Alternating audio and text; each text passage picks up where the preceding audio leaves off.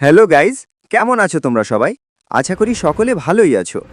আজকে আমি তোমাদের সহজে হেডশট মারার টিপস দেখাবো। এই ভিডিও দেখার পরে তুমিও ঠিক আমার মতো হেডশট মারতে পারবা।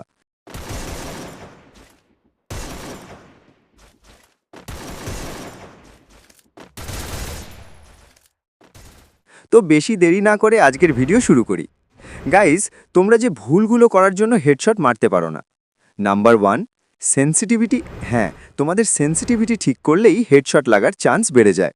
প্রথমে তোমরা তোমাদের সেনসিটিভিটি ঠিক করো। ফর এক্সাম্পল, তোমরা এই সেনসিটিভিটি ইউজ করতে পারো। Number 2, HUD settings. হ্যাঁ, HUD সেটিংস ঠিক করতে হবে। ফায়ার বাটনের সাইজ 45 থেকে 50-র মধ্যে রাখো, তাহলে ড্র্যাগ করা একদম স্মুথ হয়ে যাবে, তখন হেডশট লাগার চান্স বেশি থাকে। Number 3, character combo.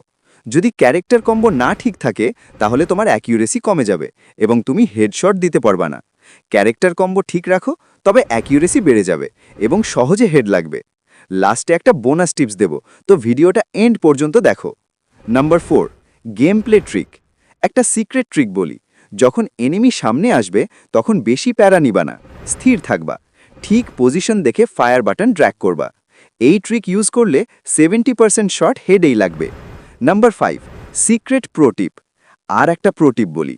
ক্লোজ রেঞ্জে অলওয়েজ MP40 বা MP5 ইউজ করবা, আর লং রেঞ্জে AK বা গ্রোজা বেস্ট।